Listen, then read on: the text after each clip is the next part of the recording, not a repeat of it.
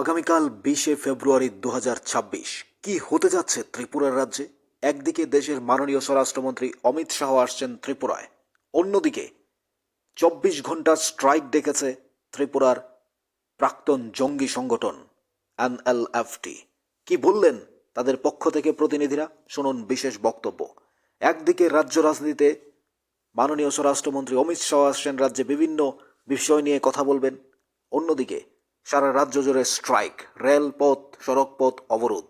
কিন্তু কি হতে যাচ্ছে আগামীকাল রাজ্যে, এই নিয়েই যথেষ্ট উদ্বিগ্ন মানুষ। কি বলছেন একবার জঙ্গি সংগঠনের পক্ষ থেকে শুনুন বিশেষ বক্তব্য। দাবিগুলি নিয়ে আমাদের আলোচনার বসার জন্য জনজাতি কল্যাণ দপ্তরের মাননীয় অধিকর্তা উনি আমাদেরকে সসম্মানে আহ্বান করেছেন। তো আমরা আনন্দিত এবং এই সুসংবাদ পেয়ে আমাদের নিরসনের জন্য আমরা আছি। এবং গত 11 তারিখে আমরা প্রেস ক্লাবে আমাদের সংগঠনের তরফ থেকে একটা প্রেস বিবৃতি দেওয়া হয় যে সরকার কোনো পদক্ষেপ যদি গ্রহণ না করে তাহলে আমরা আগামী 20 তারিখে আসাম আগরতলা জাতীয় সড়ক এবং রেল সহ পথ অবরোধ করতে যাচ্ছি। কিন্তু আজকে ডিরেক্টর অফিসে এসে উনি নিজেও উপস্থিত ছিলেন না এবং মন্ত্রীও উপস্থিত নেই। তো আমরা দুঃখিত, আমাদের কোনো সলিউশনের রাস্তা পথ খুঁজে না পাওয়ার কারণে আগামী দিনে আমাদের কর্মসূচি সেটা জারি থাকবে এবং যতক্ষণ পর্যন্ত আমাদের সেই স্কিম পূর্ণ বহাল না থাকে তো আমরা সেতদিন পর্যন্ত আন্দোলন চালিয়ে যাব। কার তরফ থেকে আপনাদের আজকে ডাকানো হচ্ছে? জনজাতি কল্যাণ দপ্তরের ডিরেক্টর অফিস থেকে আমাদেরকে মেসেজ দেওয়া হবে। উনি আপনাদের ডাকানোর পরও উনি উপস্থিত নেই। কি কারণ সেটা তো আমরা বলতে পারবো না, উনি কি কারণে উপস্থিত ছিলেন না সেটা আমরা বলতে পারবো না। এখন আপনাদের সিদ্ধান্তটা কি? আমাদের সিদ্ধান্ত পূর্ণ বহাল থাকবে এবং পথ অবরোধ এবং রেল অবরোধ সেটা আমরা পূর্ণ বহাল থাকবে। আগামীকালকে কয়টা থেকে শুরু করবেন আপনারা?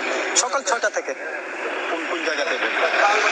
বড়মোড়া অথবা হাটাইকত সংলগ্ন এলাকায় আমরা সেটা রাস্তা কি অবরোধ করা? হ্যাঁ, করা হবে।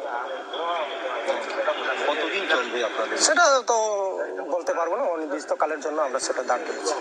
রাবার প্লান্টেশন, মুখ্যমন্ত্রী রাবার মিশনের এবং এই বিআরপি স্কিম এবং আমাদের সশরীরে আত্মসমর্পণ করার পরে তাদের এখনো কেস যাতে রয়ে গেছে তাদেরকে মুক্ত করার জন্য সেই 3টি দাবি নিয়ে আমাদের আন্দোলন। একদিকে আসছেন রাজ্যের মাননীয় স্বরাষ্ট্রমন্ত্রী অমিত শাহ, অর্থাৎ সারা দেশের স্বরাষ্ট্রমন্ত্রী মাননীয় অমিত শাহ মহোদয়, তিনি রাজ্যে আসছেন, ত্রিপুরা রাজ্যে আসছেন। আবার অন্যদিকে জঙ্গি সংগঠন, প্রাক্তন জঙ্গি সংগঠন যারা আত্মসমর্পণ করেছেন তারা স্ট্রাইক ডেকেছেন, আন্দোলন জারি থাকবে। তাদের দাবি, ডিমান্ড, তাদেরকে একটা প্যাকেজ দেওয়া হয়েছিল সেন্ট্রাল গভর্নমেন্ট থেকে, সেটা কাজে লাগানোর কথা বলেছিলেন। এখন তারা বলেছেন তাদের নামে যে কেসগুলো আছে সেটাও তুলে দিতে হবে। ডিমান্ডগুলো তাদের দেখুন, এবং এটা কতটা যৌক্তিক কতটা অযৌক্তিক সেটা রাজ্যের মাননীয় মুখ্যমন্ত্রী আছেন, রাজ্যের অন্যান্য প্রতিনিধিরা আছেন, দেশের স্বরাষ্ট্রমন্ত্রী আছেন, তারা বিচার করবেন, বিশ্লেষণ করবেন, আইন আদালত বিচার করবে, কি করবে না করবে রাজ্য সরকার চিন্তা করবে।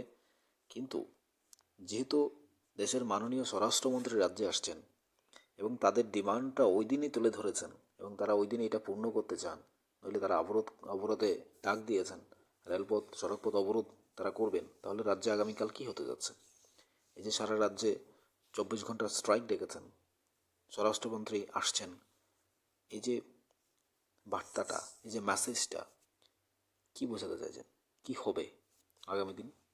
কি মনে করেন আপনারা?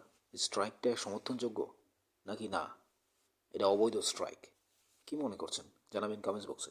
থাকুন আমাদের সাথে।